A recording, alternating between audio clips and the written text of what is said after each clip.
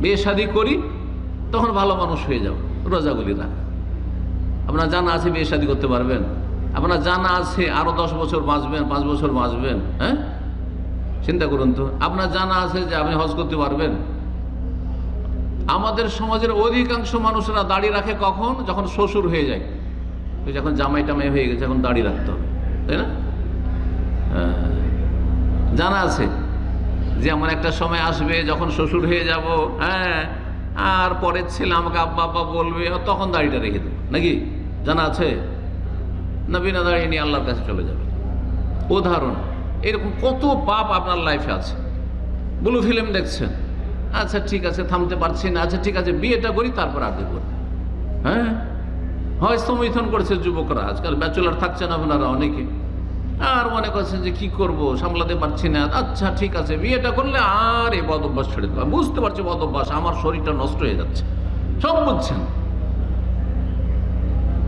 এই সময়টাগুলো পাবেন, হতে পারে বিয়েও নসিবে নেই, বিয়ে নসিবে নেই।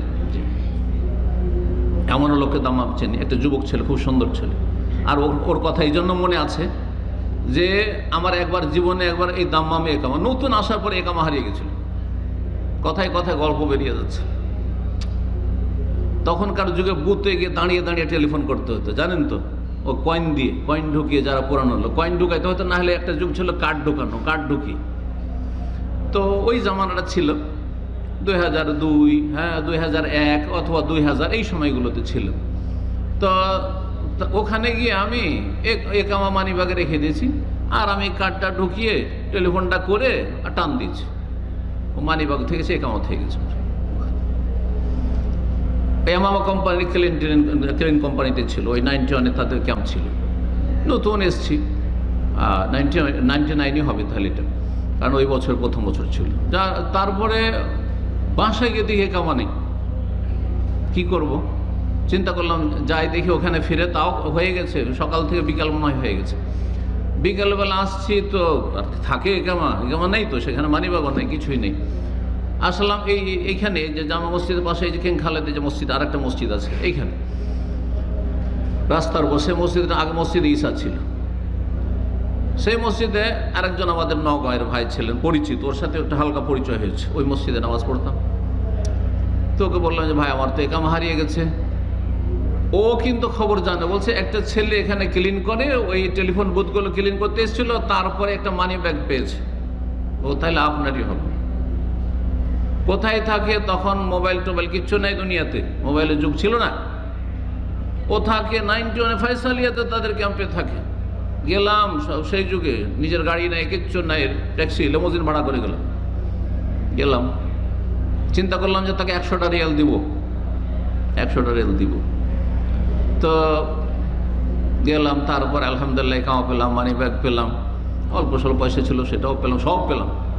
তাকে আমি টাকা ধরাচ্ছি, মনে নেই ঠিকভাবে 50 অথবা 100 রিয়াল ধরাচ্ছি, মোটেই নিল না, বরং আরও আপ্যায়ন করলো, কিছু ফল ফ্রুট খাওয়াইল। অথচ নতুন তখন এসেছিলাম, চেনেও না আমাকে দায়ী হিসাবে, এরকম দাম আমি কেউ। তো যাই হোক, বিয়ে শাদী করবে, ব্যাচেলার ছেলে বিয়ে শাদী করবে, খুব সুন্দর ছেলে, একবার টল ফিগার, বিয়ে শাদী করবে। তার কিছুদিন পরে খবর পেলাম যে রাস্তায় এরকম হাঁটছিল, ওই সময় এক গাড়ি ধাক্কা দিয়েছে, অ্যাক্সিডেন্ট করেছে। মাত্র কয়েকদিন বা তার টিকিটও করা ছিল, সবই করা ছিল, আর মনে হয় 3-4 দিন পরে তার ফ্লাইট ছিল, যাবে দেশে, বিয়ে ঠিক করা আছে, বিয়ে করবে, দুনিয়া থেকে চলে গেছে। রাহেমাহুল্লাহ, আল্লাহ যেন রহম করেন। হ্যাঁ, ওই জন্য এই জন্য দোয়া করি যে যাক আল্লাহ ওর কাছ থেকে আমাকে, ওর ওসিলাতে, ও যে ভালো মানুষ একটা নিয়ে গেছিল, একামা মানি একটা নিয়ে গেছিলো, যে আমি পেয়েছিলাম, এই জন্য এখনও দোয়া করি তার জন্য। কথা বুঝতে পেরেছি? তো সেটা আমি আপনি কি হইতে পারি না, যে নামাজ ধরবো আরও কিছুদিন পর ধরবো, হ্যাঁ রোজা ঠিক করে রাখবো আরও কিছুদিন পর, আর গুনাহ ছাড়বো আরও কিছুদিন পর, এই কাজগুলি করো, ফরজ আদায় করো আরও কিছুদিন পর বাঁচবেন। আপনি তো সেই লোকের মতো হইতে পারেন, আমিও তো সেই লোকের মতো হইতে পারি, যেন সাথে সাথে তওবা করতে হবে, সাথে সাথে জানছে যে আমার লাইফে এই গুনাহগুলি আছে, ফরজ অজেব আদায় করেন না, ঘাটতি আছে, হারাম নাজায়েজ মেলা কাজ করেন, সেগুলি থেকে তওবা করার সাথে সাথে ফরজ। ভালো করে শুনেন, যদি বিলম্ব করেন তো আপনি আরও গুনাহগার, বিলম্ব করেন তা আপনি আরও গুনাহগার। যেমন রাস্তায় আপনি ইউটার্ন পাচ্ছেন, ফিরে রাস্তা ঠিক করে নেওয়ার, সংশোধন করে নেওয়ার, আপন গন্তব্যস্থানের দিকে যাওয়ার জন্য, তারপরও যদি এগিয়ে চলে যান তো আপনি অপরাধী, আপনি বোকা লোক। আপনাকে পাগল ছাড়া কেউ কিছু বলবে না যে এই লোকটি তো এইখান থেকে ফিরে যেতে পারো, তারপর তো চলেই যাচ্ছে চলেই যাচ্ছে চলেই যাচ্ছে। দুনিয়া আপনাকে পাগল বলবে। দিনের ক্ষেত্রে কেন এত পাগল, দুনিয়ার ক্ষেত্রে এমন পাগল পাওয়া যাবে না। হ্যাঁ, সাথে সাথে ভুল হয়েছে, দুনিয়ার ক্ষেত্রে আপনি ইউটার্ন করে সংশোধন করে চলে আসছেন গন্তব্যস্থানের দিকে। ওই রকমই গন্তব্যস্থান আপনার আমার জান্নাত। জান্নাতের পথ থেকে জাহান্নামের পথে চলে গেছেন ভুল করে, ফিরে আসেন, সাথে সাথে ফিরে আসেন আল্লাহর রাস্তায়। আল্লাহ তৌফিক দান করেন।